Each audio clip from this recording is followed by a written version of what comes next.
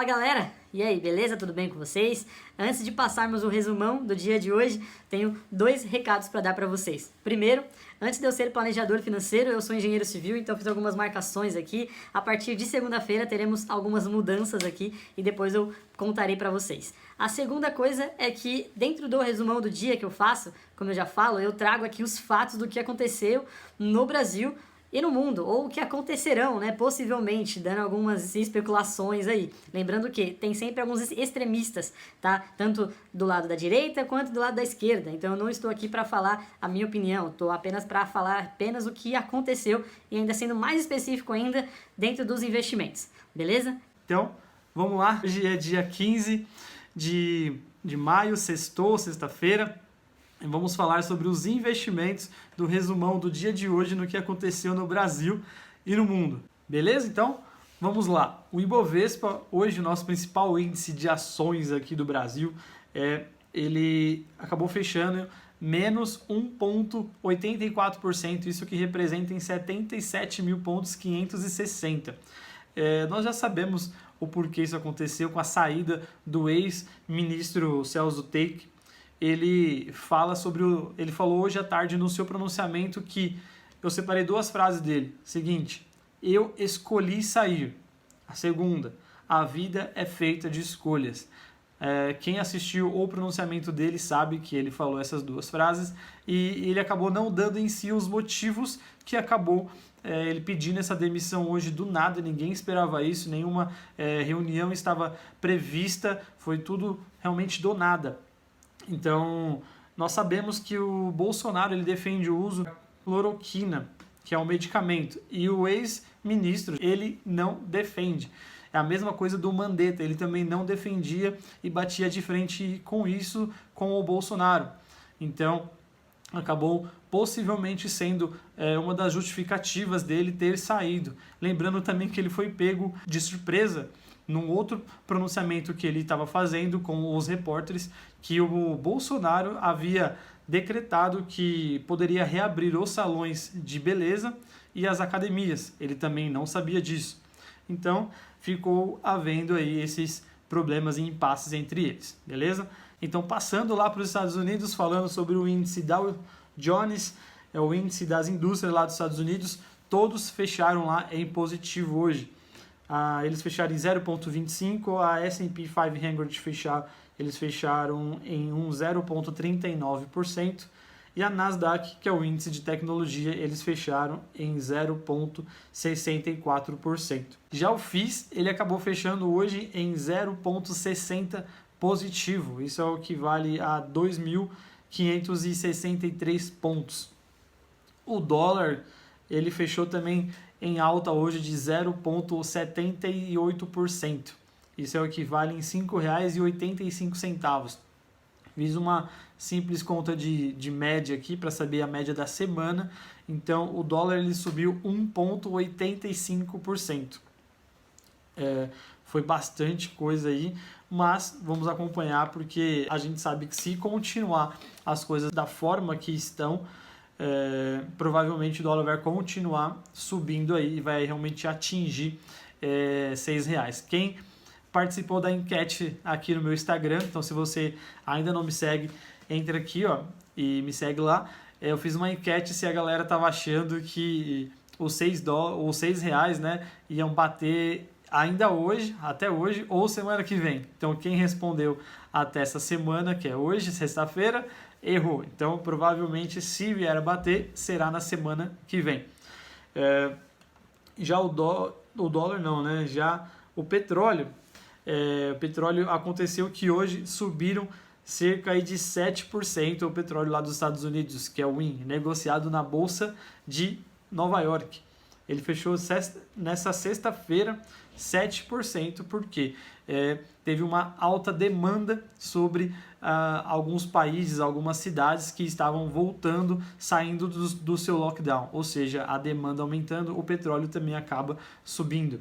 Isso aconteceu também ao petróleo WIN, fechou em 7,80%, já o petróleo Brent, que é o lá da Europa e do Oriente Médio, que é o nosso petróleo, daqui da Petrobras, ele fechou em 5,49%. Beleza? Então, se você está vendo esse vídeo pelo YouTube, já se inscreve no canal, deixa aqui o seu like, beleza? Vamos falar das altas do dia. A Smile fechou em alta, a máxima hoje fechou em mais 10,16%. A Smile Fidelidade, ela mexe aí com milhas, tá? A Hering também, loja de roupas, fechou em 7,84%. Braskem fechou em 5,73%.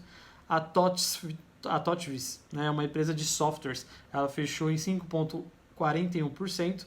E a Brasil Bolsa Balcão, né, a nossa B3, ela fechou também em 4,55%. Os bancos ajudaram bastante aí nessas subidas hoje, tá?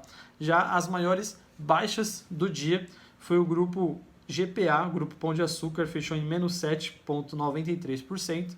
A Cyrela, construtora, fechou em menos 7,19%. A Gerdau fechou em 6,98%. A Siderúrgica Nacional, estou falando bastante dela aqui, né? Ela fechou em menos 6,08%. E para fechar, Saneamento Sabesp, quem é daqui de São Paulo conhece, ela fechou em menos 5,83%. Beleza, galera? Vamos para os tópicos do dia, porque tem bastante coisinha aqui. Vou tentar ser o mais breve possível para passar o que relatou aqui, o que aconteceu sobre os balanços trimestrais de todas as ações que tiveram aqui, tá? Primeiro começou pela Cyrela. Reportou um lucro líquido de 28 milhões no primeiro trimestre. Houve uma queda em relação ao mesmo período no ano anterior, que apresentou um lucro líquido aí de 48 milhões, ou seja, né, quase 50% aí a diferença. Petrobras, a mesma coisa. Ela teve um prejuízo de 48,5 bilhões no primeiro trimestre de 2020. Nos 3 primeiros de lá de 2009, ela tinha registrado um lucro de 4 bilhões de reais. Então é por isso que até agora, no final do pregão, ela acabou fechando em negativo, né? Acabou declinando um pouco. Para ser mais exato, ela fechou em torno de 4% negativo, beleza?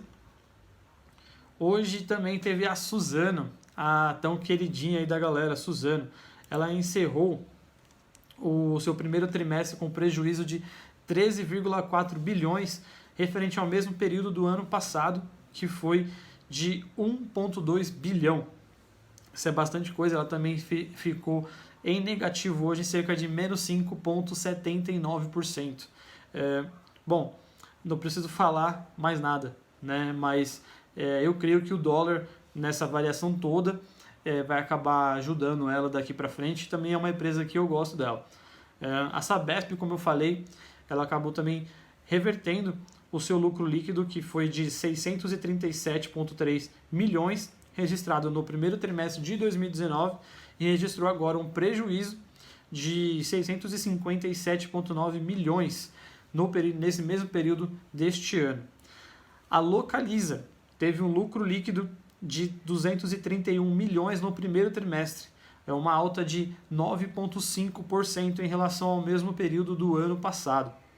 Provavelmente nos próximos resultados que vão vir, ela não apresente lucro, porque agora com essas coisas que a gente está passando, né, com toda essa crise, tem gente que não está alugando mais carro, ou seja, eles estão devolvendo seus carros.